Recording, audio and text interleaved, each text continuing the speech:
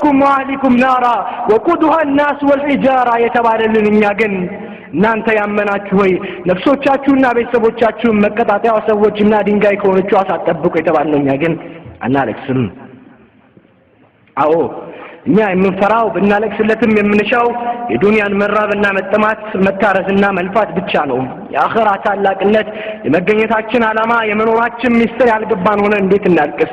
ለው ተዕለሙነ ማዕለም ለደሒክቱም ቀሊላን ወለበከይቱም ከሲራ እኔም ማውቆም ብታውቁ ኖሮ ጥቂትን ስቃችሁ ብዙም ባለቀሳችሁ ነበር ይላሉ ታላቁ የአላህ ሰው። ያአላህ ልቦቻችን ከድንጋይ በላይ ደነደኑ እንደረገፉ ቅጠሎችም ሆኑ። እነዚህን ታላላቅ ፍጥረታት ያስለቀሰ ጀሃነም እኛ ግን ቦታ አልሰጠነውም። ثم قست قلوبكم من بعد ذلك فهي كالحجارة أو أشد قسوة وإن من الحجارة لما يتفجر منه الأنهار ባዎቻችንን ብዙ ፈሽታዎቻችን እጅግ ቅጣጡ ሳቆቻችን በሸፈኑበት ወንጀላችን የተራራ ያህል ክብደት ኖሮት ከመጤፍ ባልቆጠርንበት ወቅት ለምን ልቦቻችን አይድረቁ? ሰሃቦች ከነብዩ ለቅሶን ተምረዋል፣ በተግባርም አሳይተዋል። ይህ ነው ቃሉን በተግባር ማዋል። لقد كان لكم في رسول الله أسوة حسنة ማለት ይህ ነው። ነብዩ ያነባሉ፣ እኛ ግን አናለቅስም። ረሱል የምርጥ ባህሪ ባለቤት ነበሩ። የኛ ባህሪ ግን ከብርጭቆ ወረቀት በላይ ይሻክራል። ረሱሉ ከውጫዊ ቅርጽ በላይ ቀልብን ያርሙ ነበር። እኛ ግን ቅርጻችንን በማሳመር እስላምን ቡቲክ ውስጥ አስቀርተነዋል። ረሱል የመከሩት ሁሉም በራሱ አይብ ላይ ተቆጣጣሪ ይሆን ዘንድ ነበር። እኛ ግን የራሳችን ውራን ለሌላው ማጉያ መነጽርን እንጠቀማለን። يا جن رسول من كتلوا ومن دينه فلا وربك لا يؤمنون حتى يحكمك فيما شجر بينهم ثم لا تجد في أنفسهم حرجا مما قضيت ويسلموا تسليما كفر الكون قرب نفسه تشاتشوز شنكتن اسكما بيننا ثم التعزز نسكي تعزز درسا عملوم نويا لو الله عائشة تلالج عندك أن رسول صلى الله عليه وسلم صلاة بسجد قوموا ونشاتشو سكيرس على الكسو كزيام تيماتشو سكيرس على الكسو ቢላል ይሄን ያዛል ይልገባ ረሱሉ በእንባ ታጥበዋል። የተቀመጡበት መሬት በእንባ ረሷል። ቢላልም የአላህ መልእክተኛ ሆይ አላህ የሚመጣውን ያለፈውንም ወንጀል ምሮሎት ያለቅሳሉ አላቸው። ዛሬ ሌሊት በኔ ላይ إن في خلق السماوات والأرض واختلاف الليل والنهار لآيات لأولي الألباب የሚለው አንቀጽ ወረደ። ይህንን አንብቦ ላላስተነተረ ሰው ወዮለታልና የእንባውን ትርጉም ነገሩት። ተመልከቱ፣ ለአላህ ባሪያዎች የእንባው ምንጭ የዱንያ ጣጣ ሳይሆን የአላህ ቃል ነበር። أنس بن مالك أني رسول الجيل ميجر خطبة درجوا إلى جهنم منا جنة في اللفيت تجلسوا تعيون إن ذلك كان ملكا منا مدفون يتوجهون بزرزر عيشان أوكم نبر على زام نبيو لما أوكم بتاوكم ورو كتن سكاتشو بزوم بالك كساتشو نبر على إني سحبوش كمن جزيون بتليون يتوست نبروا كتاتشون شفناو دمتنا وتسوا عليك أسو أو سحبوش عند كواكب تناتشو ما ناتشونم بتكتلوا كلام من قد تمر على يا تولد يا قرآن تولد اندي نبر لبون بأنبا يصداو عمر بن الخطاب رضي الله عنه የቁርአን አንቀጽ በተለይም ስለ ቂያማ የሚያስታውስ ከሆነ ራሳቸው ውስጥ ይወድቁ ነበር። ፊታቸው ላይ በእንባ ብዛት የተቆሩ ሁለት መስመሮች ነበሩባቸው። አስተውሉ ዑመር እዚህ ምድር ላይ የጀነት እንደሆኑ በነብዩ የተመሰከረላቸው ነበሩ። ግና ያለቅሳሉ አላህን ከመፍራት ብቻ።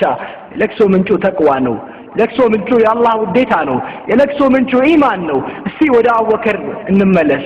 አንድ ወቅት ከናንተ ውስጥ ቅርቢቱን ዓለም ወይም ዱንያን ከናንተ ውስጥ መጪውን ዓለም ወይም አኺራን የሚፈልግ አለ የሚለው ቁርአን ያወረደ። ይሄኔ ሰሃቦች በሐሳብ ተዋጡ። እኛ ውስጥ ዱንያን የሚፈልግ አለ ብለን አንጠረጥርም ነበር። ግን እኮ ከናንተ ውስጥ አኺራን የሚፈልግ አለ በማለቱ ተደሰቱ። አሁን በዚህ ሁኔታ ከናንተ ውስጥ አኺራን የሚፈልግ ሰው አለ ቢባል ምን ይሰማናል? እንዲያው ሌላው ይቀርና ከመሐከላችን የጀነት ሰዎች መኖራቸው አያስደስተንም? በዚህ ወቅት ግን አቡበክር ያለቅሱ። ሰሃቦች ተገረሙና ያ አቡበክር ምንድነው የሚያስለቅስህ አሉ። ያው መልስ ግን ይደንቅ ነበር። ዱንያን ከሚፈልጉት ሆናለሁ ብዬ ብለው ነው ብላችሁ እንደምታስቡ አልጠራጠርም። አልነበረም። ይልቁንስ አቡበክር አላህ እኮ ያለው ከናንተ ውስጥ አኺራና ዱንያን የሚፈልግ አለ አለ እንጂ እኔን የሚፈልግ አለ አላለም በማለት መለሱላቸው። አዎ የሚወዱትን ፈጣሪ ከማየት በላይ ምን ያስደስታል? ያንን ላለመነፈግ አቡበክር ያነቡ ነበር። ዑስማንን የሚያስለቅሳቸው ደግሞ ስለ ቀብር መነሳት ነበር። አዎ ነብዩ ይላሉ አላህን ፈርቶ ያለቀሰ ወተት ወደ ጋቷ እስክትመለስ ድረስ እሳትን አይገባም።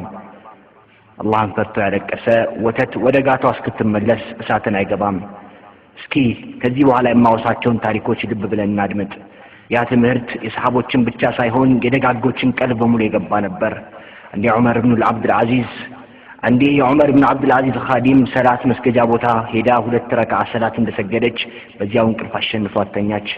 ስነቃም አንተ የሙእሚኖች መሪ ሆይ ወላሂ በጣም የሚደንቀን ነገር አየሁ፣ ዑመርም ትነግራቸው ዘንድ ጠየቋት። እሷም እሳት ባለቤቶቿን ልታንድ ስትንበለበል ከዚያም በላዩዋ ላይ ሲራጥ ሲዘረጋ አየሁኝ። ዑመርም በድንጋጤ ዋ ጥፋቴ በማለት ጮኸ። ከዚያ መከል የመጣ ሲራጥ ላይ ትንሽ እንደተጓዘ ወደቀና ጀሃነም ገባ። ዑመርም ዋ ጥፋቴ አለ።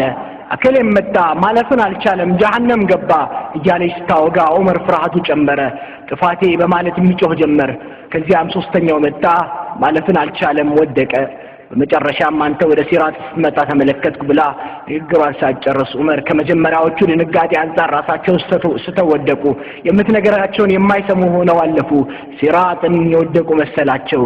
ኻዲሟ ግን ያ አሚረል ሙእሚኒን ወላሂ አንተ ግን ሲራጥን ስታልፍ ነው ያየሁ በማለት ደጋግማ ጮኸች። እርግጥም የሲራጥ ፍራቻ እንባ ብቻ አይደለም ራስንም ያስታል። ያ አብደላህ ወያ አመተላህ የታለምባችን ነብዩ ኹጥባ ሲያደርጉ ስለሚደገፉት ዛፍ ታውቃላችሁ። ነብዩ አንድ ወቅት ሚንበር ከተሰራ በኋላ ዛፉን ትተው ሚንበር ላይ ወጥተው ኹጥባ አደረጉ። ዛፉ የኔ ነብዩ ሰለላሁ ዐለይሂ ወሰለም ስለተለዩት ድምፅ አውጥቶ አለቀሰ። ነብዩ ከሚንበር ወርደው ደባበሱትና እዚህ ቀርቶ በጀነት ውስጥ ከኔ ጋር መሆን አትወድም ምን አሉትና አጽናኑት። ይገርማል። ዛፉም ለነብዩ ሰለላሁ ዐለይሂ ወሰለም ፍቅር እንባን ያፈሳል። ሰውባኑን ታውቁታላችሁ።